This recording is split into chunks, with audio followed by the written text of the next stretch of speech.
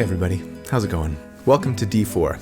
That stands, by the way, in case you didn't know, for D&D Deep Dive. Welcome. This is the show where each week we take a deep dive into one, sometimes two, specific character builds for Dungeons & Dragons. We crunch numbers about them, we theorycraft about them, not with the intent to tell you the right way or the best way to build or play a certain character, but to explore one potential way for doing so, in the hopes of creating something that is both really powerful, but also really fun to play. So if you enjoy creating characters for D&D almost as much as you enjoy playing the actual game itself, or if you're just looking for tips or ideas on a character that you're thinking about creating and playing, then welcome home. This is where you belong, and I am so glad that you're here, so thank you for being here. My name's Colby, and I'll be your host. Really quick, if you're interested in seeing a step-by-step cheat sheet written guide for this build and the other ones that I create on this channel in order to more easily recreate the character yourself without having to go back and rewatch the video or take notes, then you should consider joining the channel as a member. There's a little button down there somewhere. For $2 a month, you get access to the library of write-ups that I do for each of these builds every week. And maybe more importantly, for some of you anyway, it's just a nice way to support the channel and help me create more and better content. So a huge thanks to all of my channel members. And if you're not interested for whatever reason in being a channel member or just don't feel like you can afford it, that's okay. I'm glad that you're here. Thanks for being here. Liking, subscribing, watching the video, commenting, those are all also really great ways to support the channel, so thanks. So, you want to build a gunk, a gun-fu monk, a monk who uses a gun. Is this the best monk out there, available in D&D 5e, as many people on the internets like to claim? I suppose that all depends on what you value. If, like me, the thing that you love most about being a monk is living your best Kung Fu, Jackie Chan, Crouching Tiger, Hidden Dragon life, then maybe not. If, on the other hand, you value high, consistent damage in your character, like above all, it might be. You could certainly make the argument, at least. I mean, that said, there's no reason why you couldn't marry the Crouching Tiger, Hidden Dragon fantasy with a slightly more modern, call it 18th century-esque martial artist who also makes the use of gunpowder. I mean, unless I'm wrong, the Chinese invented gunpowder, right?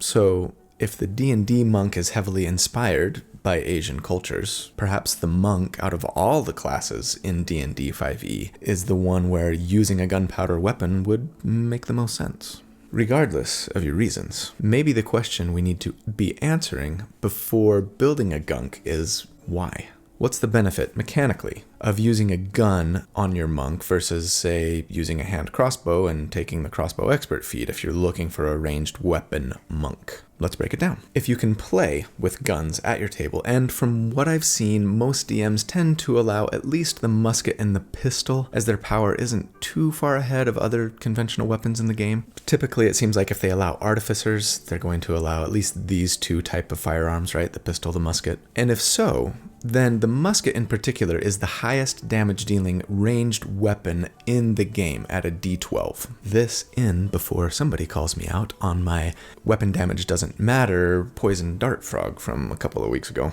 Now, the challenge, of course, with firearms is that they have the loading property, meaning that you can't make multiple attacks with them using your action, even if you had extra attack, right? That, of course, is where the gunner feat comes in. This lets you ignore the loading property of firearms, among other things. So if you have this feat, then you can now make multiple attacks with your action using the highest damage dealing weapon in the game. But wait, you may exclaim. If we're spending a feat on a ranged weapon character, wouldn't we be better off taking the crossbow expert feat, since then you could also make a bonus action attack with the hand crossbow, giving us more attacks than the firearms user? As you yourself recently pointed out, Colby, the weapon's damage die doesn't matter as much as its properties. And in a world where the sharpshooter feat exists, we'd be better off with more attacks from a ranged weapon than we would be with a little more damage from the weapon itself, right? Actually, yeah, generally speaking, that's pretty much right.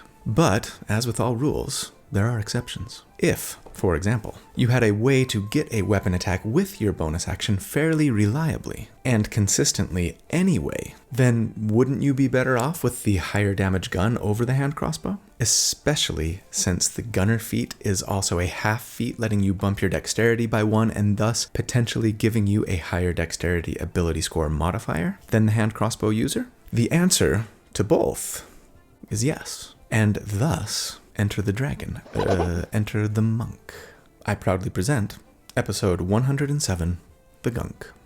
And FYI, yes, we're going to be building this character for sustained DPR today, i.e. consistent damage that you can do round after round for at least one entire combat encounter. Huge thanks to my friend Randall Hampton, as always, who creates fantastic artwork for the character concepts that I send him each week. The quality of his artwork is always amazing. This is no exception, of course. If you would be interested in following Randall or potentially knowing how you might reach out to him to see if you could commission him for some art for your character or even your party, I will, as always, put links in the video description on how to do so. Thanks, Randall. Before we jump into the build, I want to tell you guys about a new sponsor for the video this week that I'm actually really excited about. It's a company called Wren, and they actually have nothing at all to do with Dungeons & Dragons or gaming. And that's a first for me, I think. But they are involved in something that I feel pretty strongly about, and that actually is combating climate change. Most of you won't know this, and I'm sure some of you will be annoyed by this, and that's okay. But I'm actually a little bit of a tree hugger. I worry a lot about climate change, and I try to be conscientious about what I buy, how I live, in an attempt to reduce the impact that I feel I'm having. I'm far from perfect. I know there's a lot more that I can be doing, and that's actually what I really like about Wren. See, the way Wren works is really quite simple. You go to their website and you answer a few questions about your lifestyle. They make a calculation based on your answers to tell you about how much it would cost to offset your carbon footprint. At that point, you decide if you'd like to try to offset a portion of that carbon footprint, or all of it, or maybe more than all of it. If so, you sign up to make a monthly donation, and they take that money and put it towards funding projects that do just that. And there's a really great and wide variety of projects that they fund, from tree planting to a fire-preventing biochar program in California, to a mineral weathering program in Scotland, to providing clean fuel and stoves for refugees in Uganda. Each month, you'd get a report detailing how your money was spent. They make all of their work public, sharing every transaction and receipt so that you don't have to question where the money is actually going. And that's something that I actually really appreciate. So if you, like me, are interested in trying to offset some of your own carbon footprint, I hope you'll check out Wren. I'm going to put a link in the video description that you can click on in order to do so, and I'd appreciate it if you would click on that link, because that's how they know that I sent you. But also, the first 100 people who sign up via that link will have 10 extra trees planted in their name. So that's kind of cool. Go check them out. See for yourself the things that they're doing and the difference that they're making. And I hope you join them. So big thanks to Wren. Good luck fighting the good fight. Let's jump into the build. All right.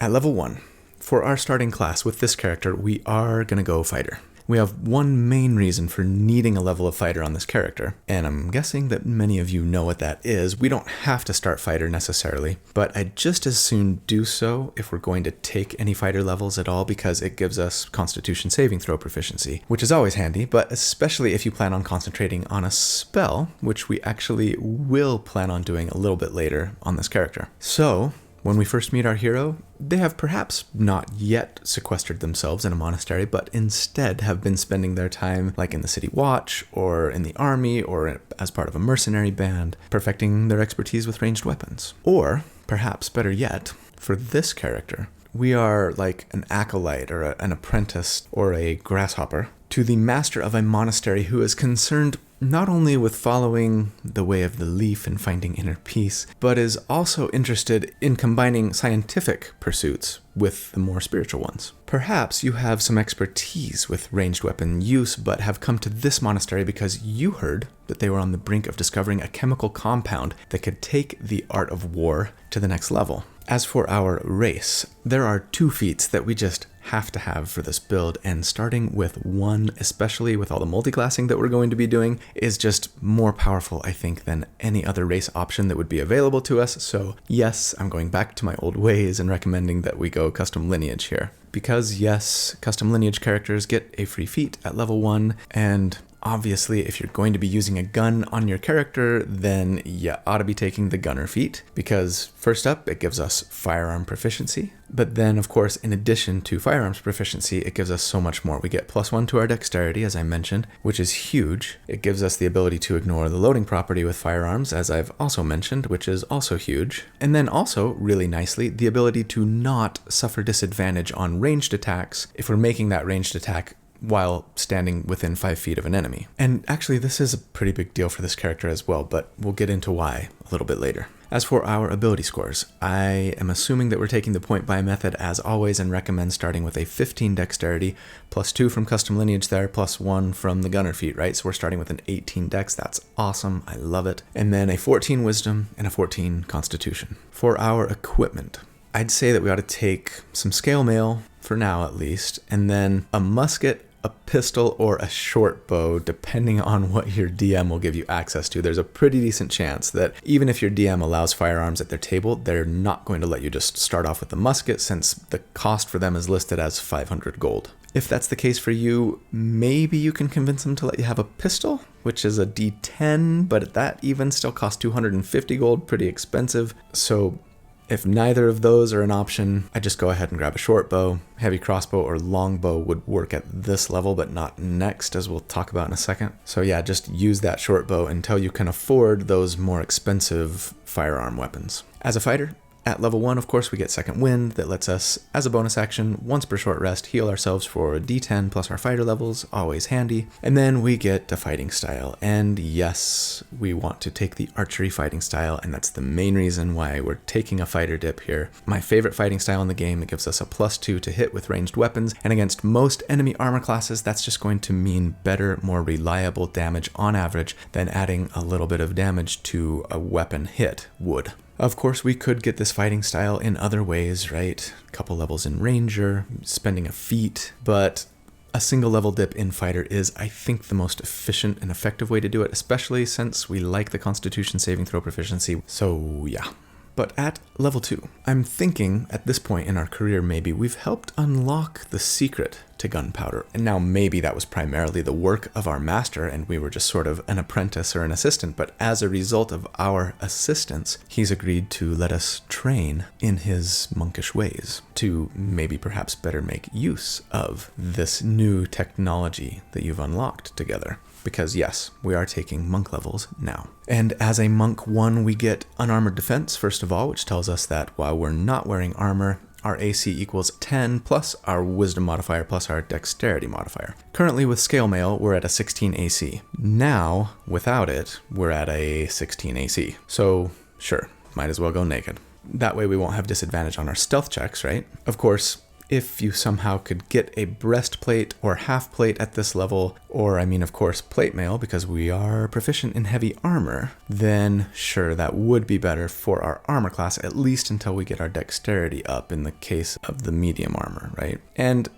I mean, I know heavy armor monks, and yeah, like some people say it's really great, and other people are like, you know, we're not really planning on making a lot of use of martial arts on this character either, which is the other feature that we get at level 1, telling us that so long as we're not wearing armor or using a shield and only making attacks with monk weapons, which a firearm is not currently, we can make an unarmed strike as a bonus action, can use dexterity instead of strength for our monk weapon, and unarmed strikes, use a d4 in place of the weapon or unarmed strike damage, etc. And, you know, I suppose at this level you might be best off like going unarmored, taking advantage of martial arts, and making a short bow attack, which is a monk weapon, then making an unarmed strike with your bonus action. But that tactic will get outpaced before too long. Anyway, know what your options are, do what's best for your character. At level 3, we would be a monk 2, and we get unarmored movement. That's going to give us an extra 10 feet of move speed when we're unarmored and not using a shield.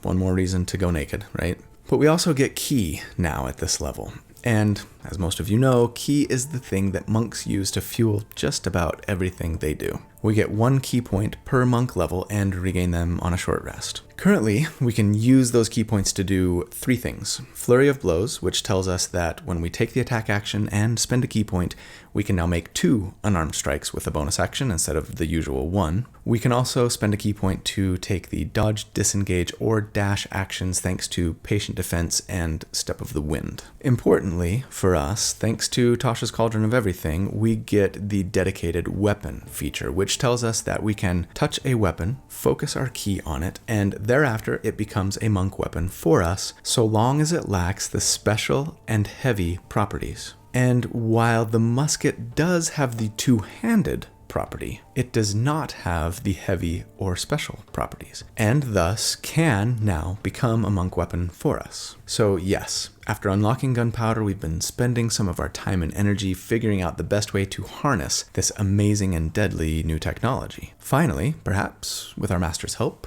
we've created this blunderbuss, this boomstick, this musket.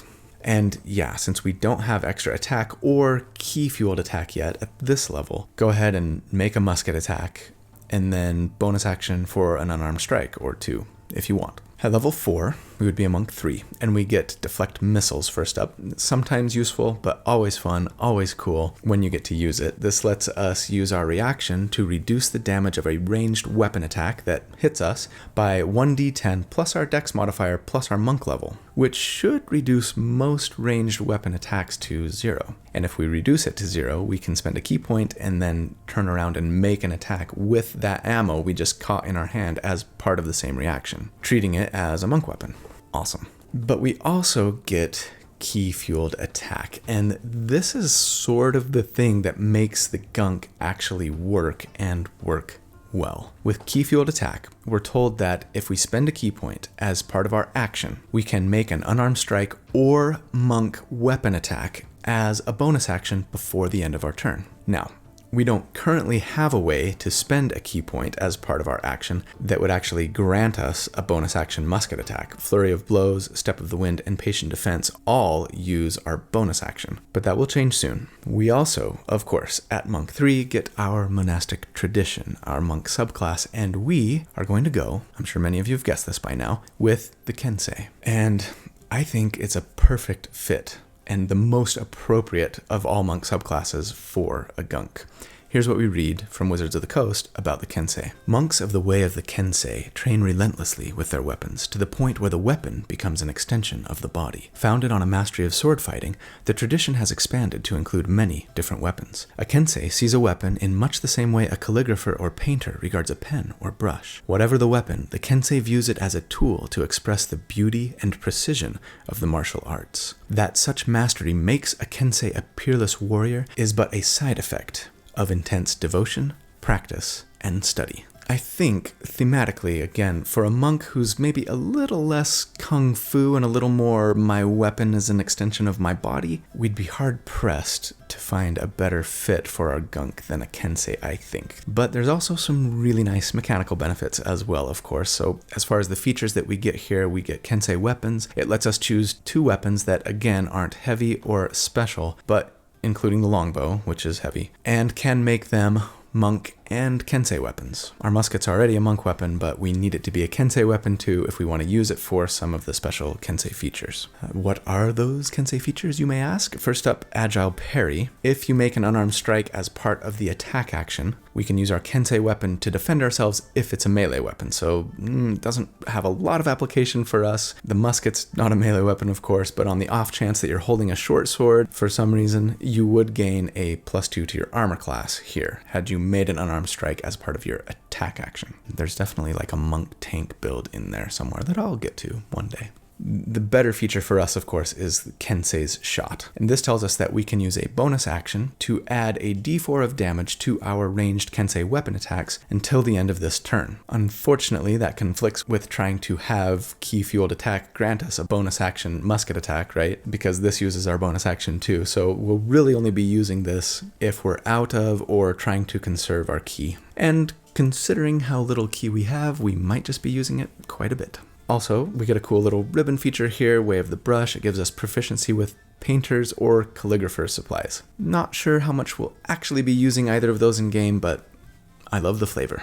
At level 5, we would be a monk 4, and we get our first ability score increase or feat, not counting the free feat that we got at level 1. And yeah, of course we're going sharpshooter. It lets us ignore disadvantage when making attacks from long range with our ranged weapon, meaning we can attack from up to 120 feet with the musket now without disadvantage, and from within 5 feet, too, thanks to the gunner feat, right? So nice big range where we're not going to suffer disadvantage. Sharpshooter also lets us ignore half and 3/4 cover when making ranged weapon attacks against an enemy in cover, and most importantly, lets us, when we choose to, add 10 damage to our ranged weapon attacks at the cost of a -5 to hit. No ranged weapon user should ever leave home without sharpshooter. But we also, as a monk here, get slow fall, and I love this ability madly. It lets us use our reaction when we fall to reduce any fall damage by 5 times our monk level, which should mean that we can fall from 50 to 60 feet on average currently and just land lightly on our feet, like a cat.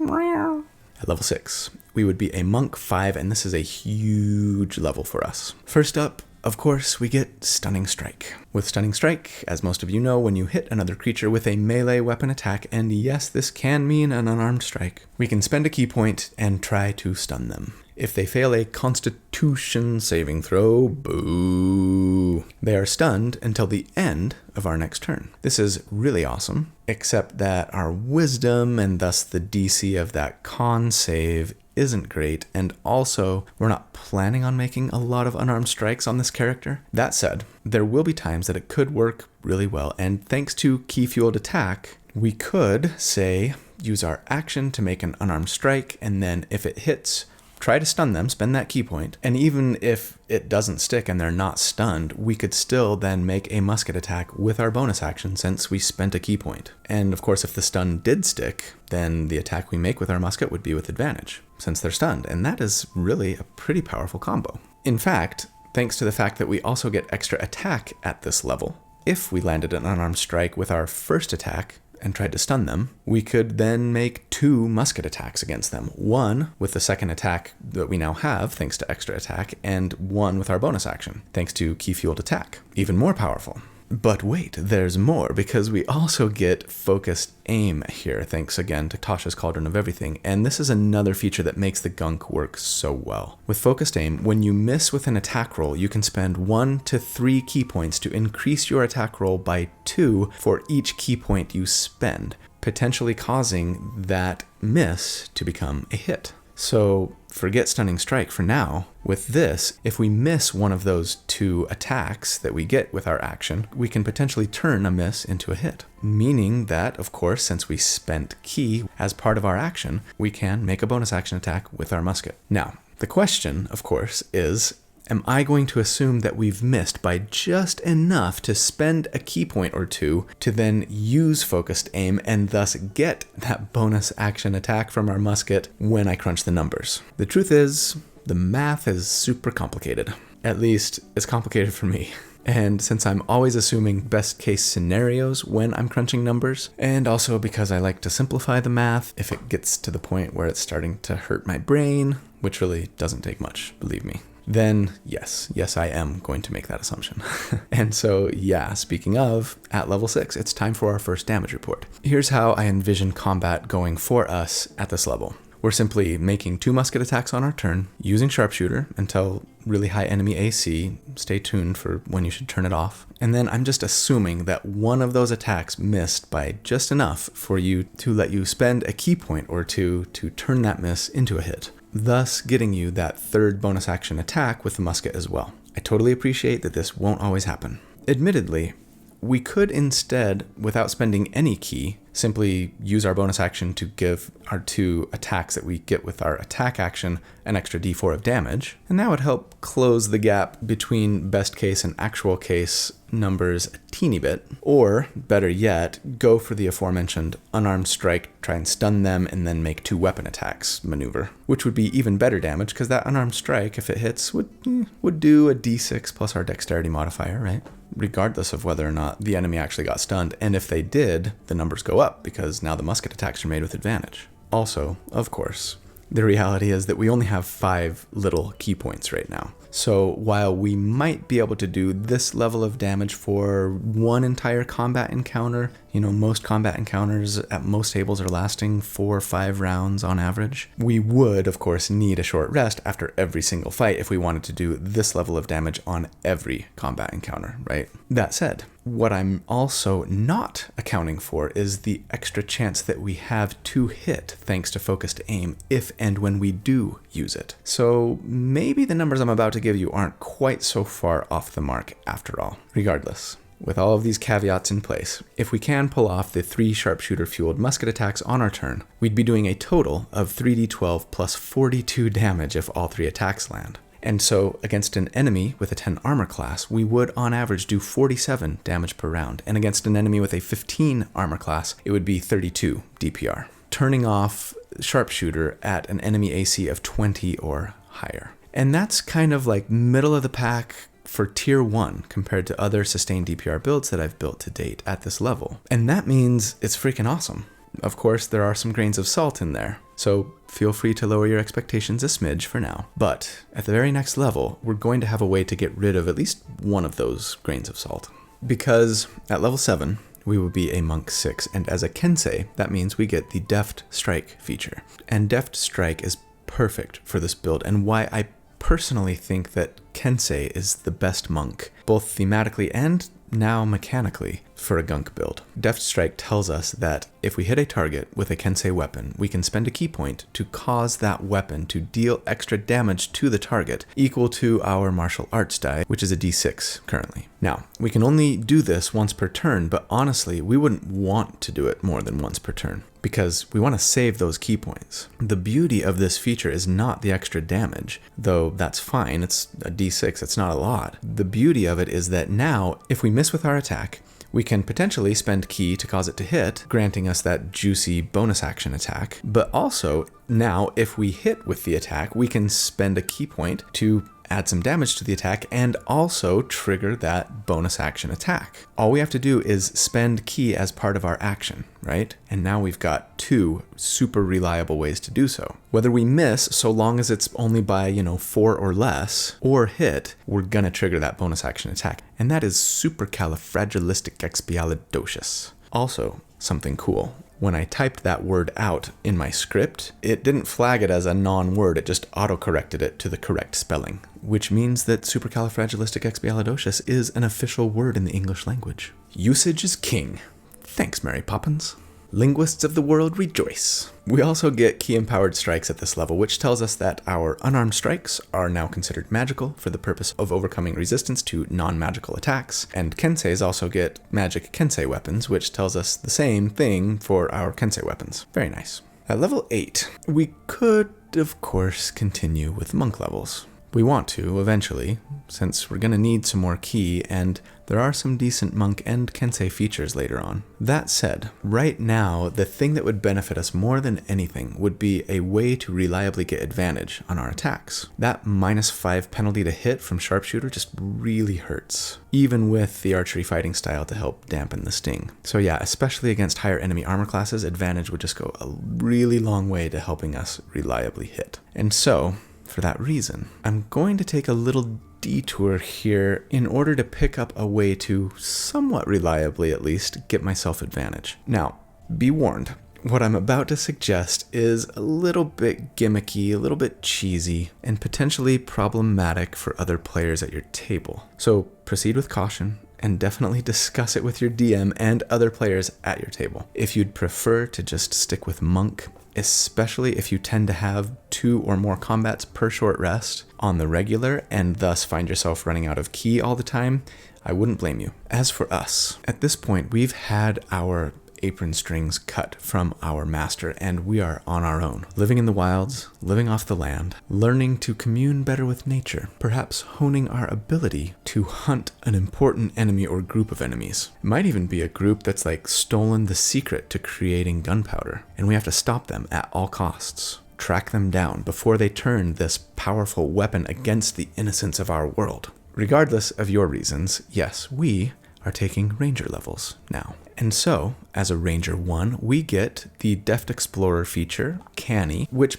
basically gets us expertise in one skill that we're proficient in and lets us double our proficiency bonus for that skill. Acrobatics might be nice to avoid being grappled, among other things. Perception's always great. Or maybe stealth, especially if you might regularly be able to get surprise on your enemies. I'm just going to say pick your favorite here. And then we also, of course, get favored foe at Ranger 1, which tells us that proficiency bonus times per day.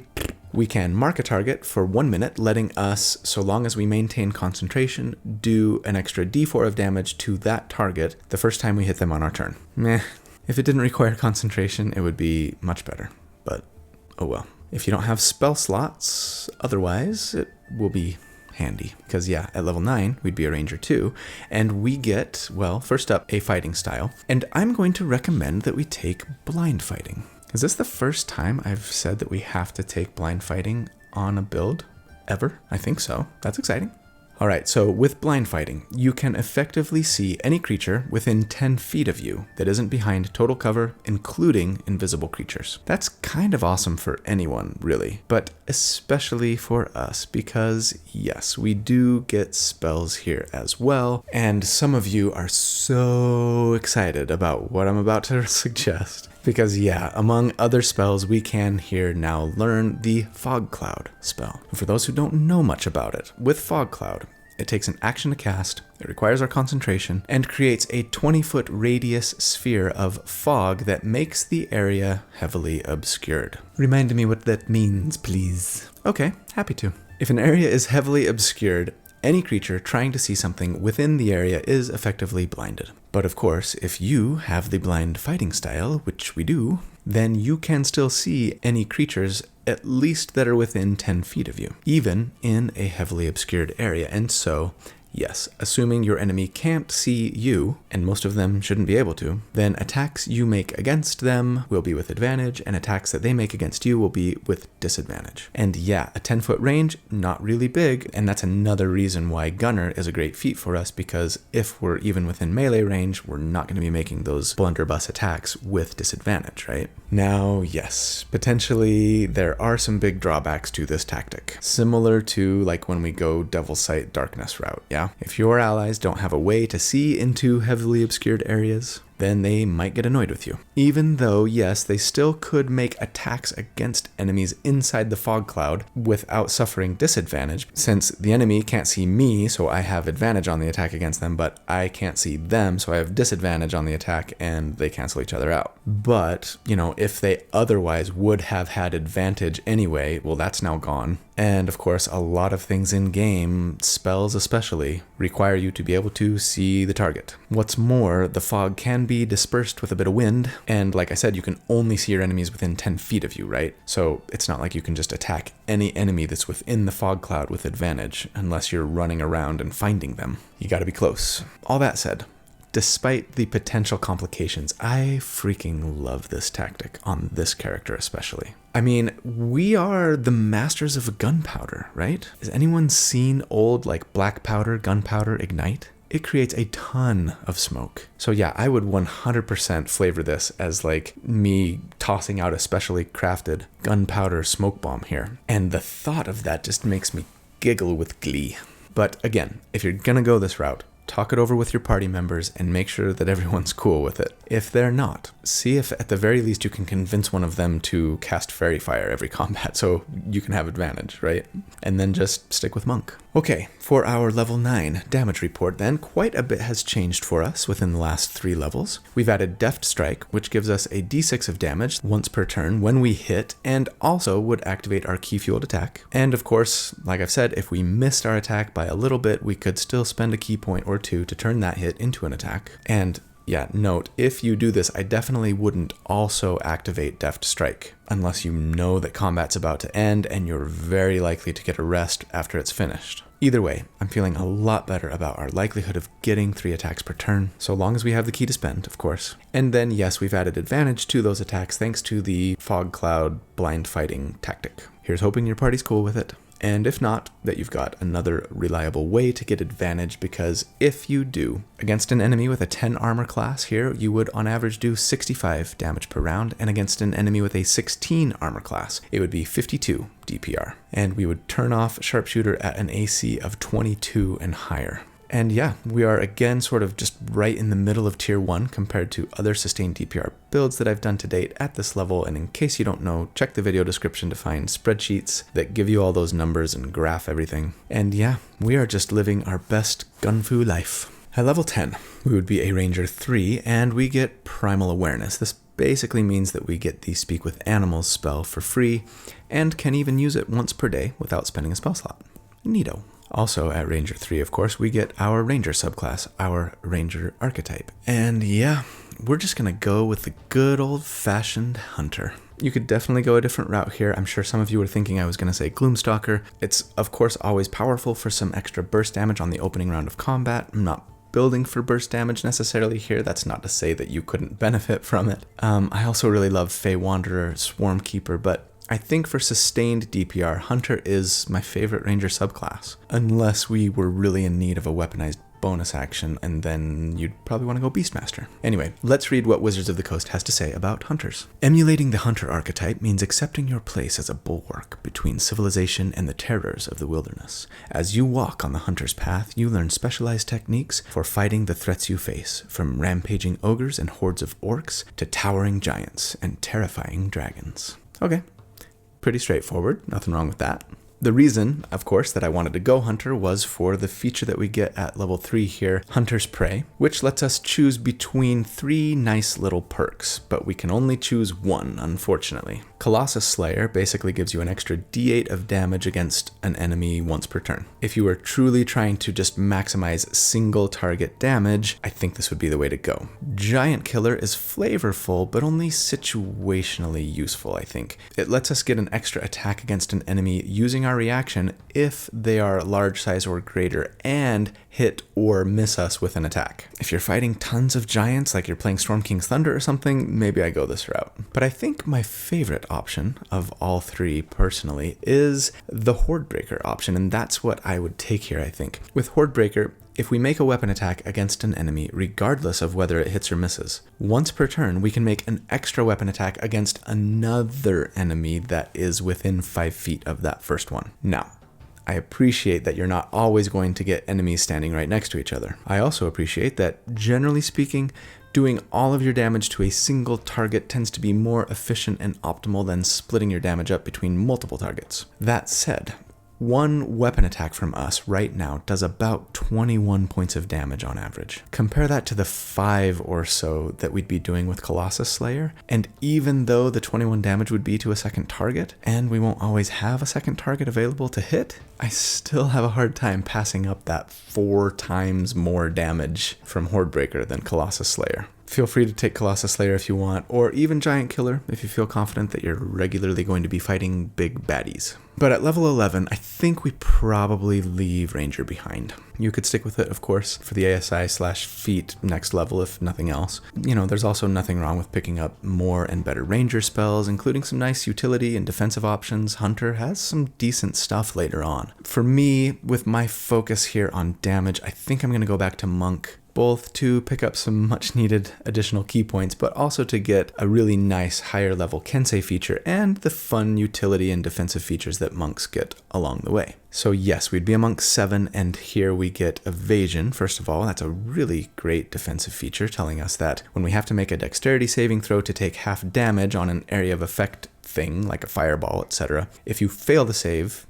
you only take half damage, and if you make the save, you take no damage. Very nice. We also get Stillness of Mind as a monk, which tells us that we can use our action to end the charmed or frightened effect on ourselves. Now, many argue that you can't use this if you're under the effect of something that doesn't let you have control of your action. A solid argument. That's not how we rule it at my table, but depending on how it's ruled at yours, this is a pretty nice feature or not that great. I hope for you, it's pretty nice. At level 12, we would be a monk 8. And we get another ability score increase or feat finally, and yeah, I'm going to bump our dexterity here, capping it at 20. Kind of a no-brainer. It adds to our AC, to our damage, to our initiative, etc., etc. Dex is kind of the god stat of 5e, right?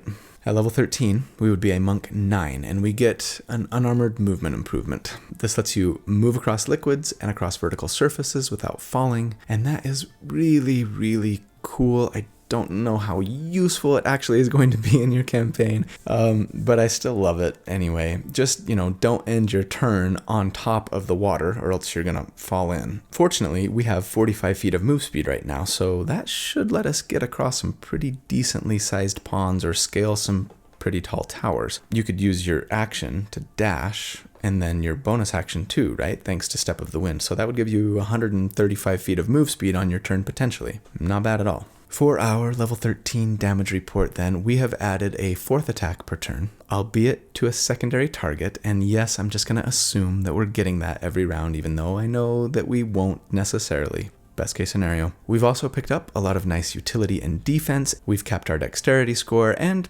perhaps most importantly of all, picked up a bunch more key points, right? And so, against an enemy with a 10 armor class, we would on average do 92 damage per round, and against an enemy with a 17 armor class, we would do 75 DPR. And we've slipped just a tad now compared to other tier 1 builds. We're kind of more like in the bottom half by comparison at this level. Other builds have kind of outscaled us generally speaking, but hey, tier 1 is tier 1.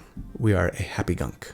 At level 14, we would be a monk 10, and we get purity of body, which gives us immunity to disease and poison. Okay, I mean, those things come up once in a while, and when they do, you will really love having this. I think I've told you guys the story of how at the end of the Rise of Tiamat campaign, spoiler alert, when we were fighting the aspect of Tiamat, the big bad final boss, which was awesome, by the way. I really wish we were recording our games back then. You guys should have seen the work that Corey and Scott put into, creating all the models and the platforms and everything for us to play on. So epic. Catch our actual D&D games, Tales of Veneria, right there, sister channel. Anyway, in that fight, I kept getting really lucky, and Corey, our DM, was rolling and wound up having the green dragon head attack me every single time on my monk, Ariana, just over and over, and being immune to all that poison damage that I was supposed to be taking just made me laugh so hard. And made Corey cry a little bit. Kudos to him for not fudging the dice and pretending that he actually rolled the fire head or whatever. Anyway, at this level, we also get another key point. At level 15, we would be a monk 11, and we get, as I can say, the sharpen the blade feature. And this is the main reason really why I wanted to go back to monk, aside from just picking up more key points. This is really a pretty great feature, especially for those of us who are always looking for ways to spend ki as part of our action to enhance our attacks so that we can then get a bonus action attack, right? With Sharpen the Blade, as a bonus action, we can spend up to 3 ki points to grant our Kensei weapon a bonus to hit and damage equal to the number of ki we spend. And this bonus lasts for an entire minute. Now, admittedly, this ability might not be quite as amazing as the spreadsheet is going to show, because it doesn't work on weapons that already have a bonus to hit and damage, right? And since we're level 15, it seems pretty likely that you're at least going to have a +1 weapon at this point, right?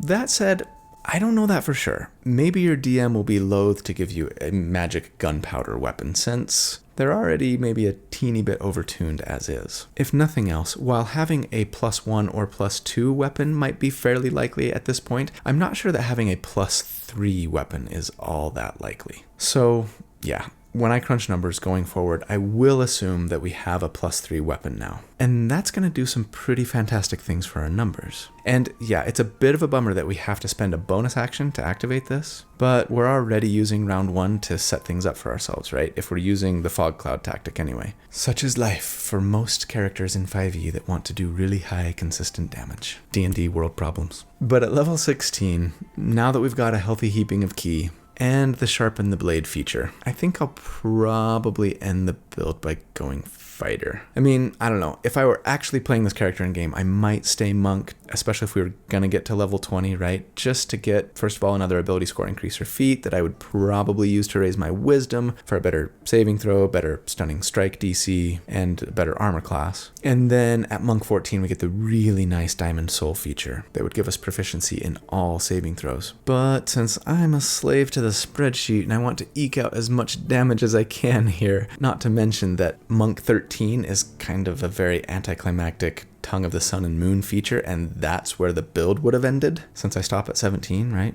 This is the worst monk level I ever have. Let's go back to fighter here to finish the build. And that means we'd be a fighter 2 and we get action surge, and honestly, yeah, there's a really strong argument to do this long time ago, probably before taking ranger level, since having 2 actions on your turn once per short rest is just so dang strong. It gives you some really easy on-demand burst damage when you need it. And maybe if I were actually playing this character in game, that's what I would have done. Probably, yeah, right after Monk 6, I think. And then finally, for us, at level 17, we would be a fighter 3, and we get our martial archetype, our fighter subclass. And no, I'm not taking a gunslinger, because gunslingers aren't official material, even if they do show up on D&D Beyond. And as everybody knows, I never do unofficial material, even if it is something created by Matt Mercer from Critical Role, with one exception. I probably will do a gunslinger build one day, actually, but only once the demand from you guys gets high enough. So gunslinger fans, make your voices heard. But no, for me, I think here I probably go with my favorite fighter subclass, the Rune Knight. I don't think it's necessary, but it does potentially add to our sustained DPR, and it also gives us some really fantastic runes. Because yeah, as a Rune Knight, we get Giant Smite, first of all. It's fun, it's cool. It does cost us a bonus action to activate, meaning that, yeah, most fights we're probably only going to get the bonus damage that it grants us if we can see that combat is about to break out and we decide to activate it beforehand or something. Because spending a bonus action to activate it would more often than not be less valuable than using your bonus action for an extra weapon attack, right? Regardless, I'm going to assume that we've got it active when I crunch the numbers, just in the interest of exploring best case scenario. But it's not going to make a huge difference either way, because yeah, when you activate Giant Smite, it lets you grow up to large size, gives you advantage on strength checks and saves, and then once per turn, when we hit with a weapon attack, we can add an extra d6 of damage. And we can use Giant Smite. But the best part about Rune Knights, of course, is their, well, runes. You now get to learn 2 runes that you carve into your weapon or something that you're wearing, and get to use them for some really fantastic effects. My favorite, as most of you know, is the Cloud rune. This lets you, once per short rest, and with your reaction, take an enemy hit made against you or an ally within 30 feet and direct that hit to another creature of your choice also within 30 feet. And that's just so dang fun and powerful to use in game. But for my second rune, I think I'm probably going Fire on this build.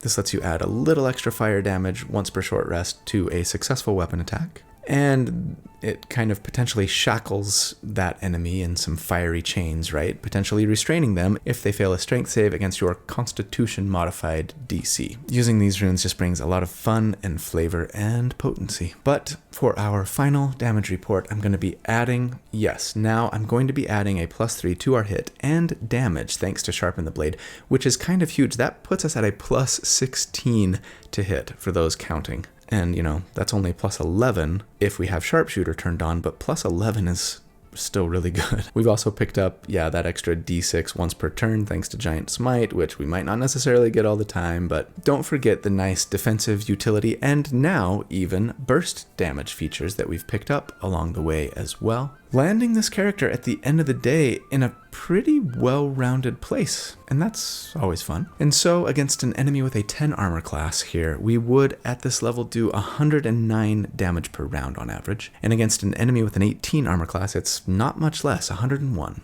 DPR. So yeah, we broke the Centennial Barrier. Now, we are still very near the bottom of Tier 1 by comparison at this level, but again, we're happy to have held on to Tier 1, especially as a character who is mostly a monk. And so, let's go over final thoughts. The tier score for this character, when you take all of the damage that they do at all of the enemy armor classes that we calculate for at each of the damage reports, ends up being a 63, just slightly under 63. And that puts us right near the bottom of Tier 1, just ahead of the Pokemon Trainer, and right below the Drake Warden Ranger. And you know what? This is the only character in Tier 1 that has more monk levels than any other class. Unless you count the monk grappler build that I did a long time ago. But that really just isn't viable because I was using the Unearthed Arcana version of the Spore Druid, which got a big nerf on release. So yeah, I don't count that one. You probably shouldn't either. So yeah, the only character in tier 1 with more monk levels than anything. And I mean, the question that I had at the beginning was, is the Gunk the highest damage dealing character that we can make? And I mean, at least for sustained DPR, it just might be. At least, I guess I can just say it's better than anything I've done to date. Not that someone else couldn't do better, or that maybe I'll figure out something better myself one day. But looked at in that light, total success. And I mean, on the other hand, you still do get to be a monk and still get access to most of the really cool slow fall, running on water, snatching a shot arrow right out of the air with your bare hands, redirecting it back to your enemy. All that awesomeness and flavor that monks get to enjoy, right? Sure, you might be a little light on the kung fu, but you still can do stunning strike once in a while. And I mean, at the end of the day, who needs kung fu when you can have gun fu, right? Am I right, guys? Don't leave, please. I'm sorry. I didn't mean it. I know, that was really bad.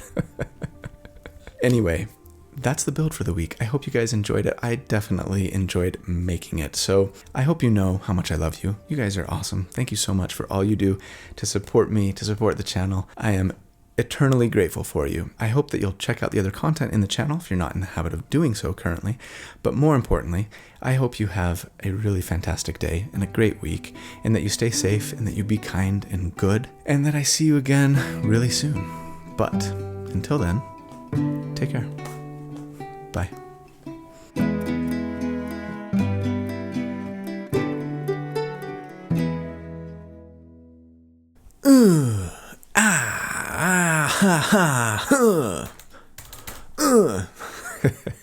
Guns in the sky, doo-doo. Guns in the sky, doo-doo. Guns in the sky, doo-doo. Guns in the sky, doo-doo-doo-doo. Guns in the sky. Child grows up to see guns in the sky. Used to be on TV. Wanna change, you forgot the joke. It's great to see you, but I'm running late. Da-da-da, love your hair. Da-da-da, lend me a tan. Da-da-da, really love your big house. Da-da-da, could you spare a dime? And I'm sick of it. It's a load. You know, I used to listen to a lot of NXS back in the day. Good band. It's really the only song that I can think of off the top of my head that had guns in it. Okay. Serenity now. Hold, please.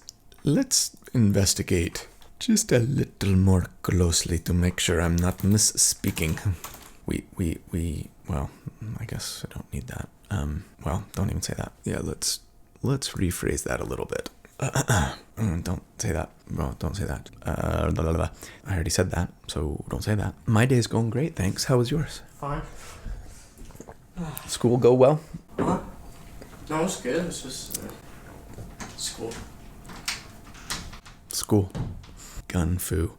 You used to be vegan, and now you will be gone.